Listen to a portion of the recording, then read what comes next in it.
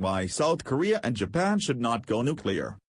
The road to nuclear Armageddon is not straight. The North Korea crisis has led commentators to reassess the conventional wisdom that, when it comes to nuclear weapons, fewer is better.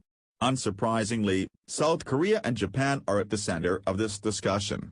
In a provocative piece in The Washington Post, Singapore's Bilahari Kausikan recently made a case for nuclear proliferation for Taiwan, to stabilize the fractious region.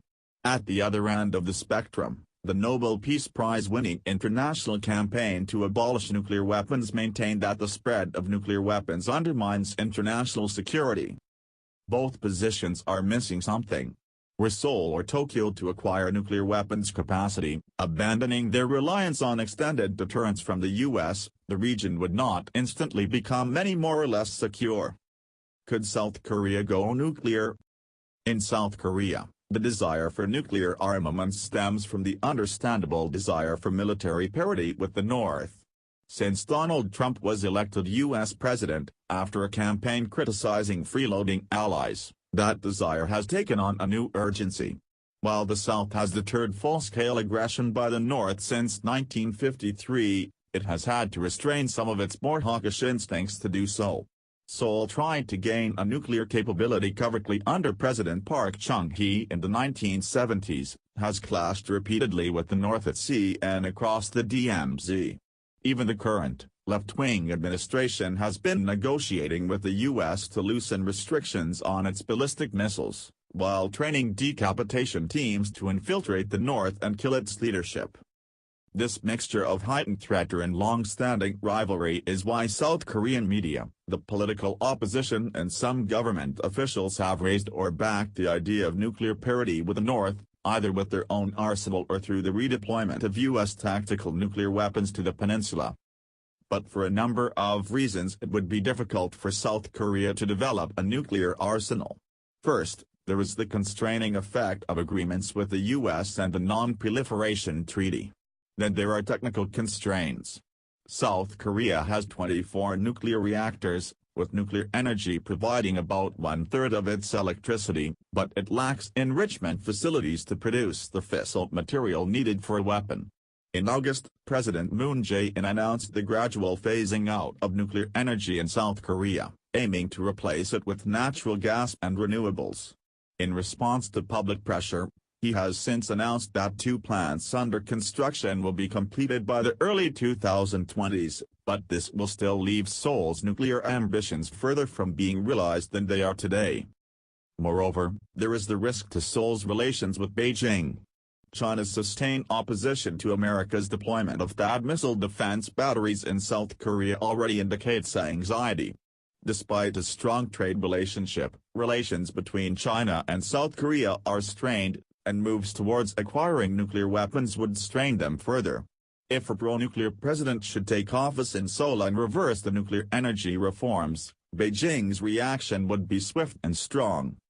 South Korea's interest in acquiring a nuclear capacity is parochial, since it is focused almost entirely on its northern neighbor. Beyond the goal of catching up with the North, those advocating for a South Korean nuclear weapons capacity have not thought through a nuclear strategy, including the flow-on effects beyond the peninsula. But even if the situation on the peninsula could be eluded from the region, the risk of low-intensity conventional conflict between Seoul and Pyongyang would not cease if both sides had nuclear weapons. In fact, they would become more fraught with danger. This is the so-called stability-instability paradox, whereby large conflicts are avoided out of the fear of mutually assured destruction, but limited conflicts are not similarly deterred. A proliferation of small conflicts can then undermine the supposedly stabilizing architecture of nuclear security. What if Japan developed nuclear weapons? Conjecture about a nuclear-armed Japan happens more in the U.S. than in Japan itself, unsurprising for the only country to have experienced the devastation of nuclear weapons. However, discussion has increased in Tokyo in light of the Korea crisis. Shigeru Ishiba, a former defense minister and potential successor to Shinzo Abe, has called for a more open debate on Japan's non-nuclear stance. Japan is one of the few states without nuclear weapons to have an enrichment facility, and has a domestic stockpile of 10 tons of plutonium, with 37 tons stored overseas. Unlike South Korea, if the government desired, it could probably produce a device within a year. Japan would eventually be likely to develop submarine-launched ballistic missiles for a credible second strike capability against North Korea and China. Bear in mind that the U.S. alliance with the UK did not shatter when the latter developed nuclear arms, nor did the U.S. abandon France in the face of de Gaulle's nuclear force de frappe. Could Tokyo be a new London, and Seoul a new Paris? If we believe the structural realism of Kenneth Waltz, then the answer is yes. However, Beijing and Tokyo are in conflict over broad questions of regional order and identity, as well as over territory.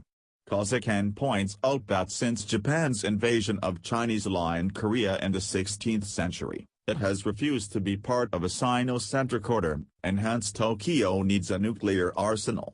But the opposite is true. Such weapons would in fact only intensify that historical rivalry. How much security would nuclear weapons buy for South Korea and Japan? Less than widely assumed. They would provide a guarantee against large-scale invasion, but little else.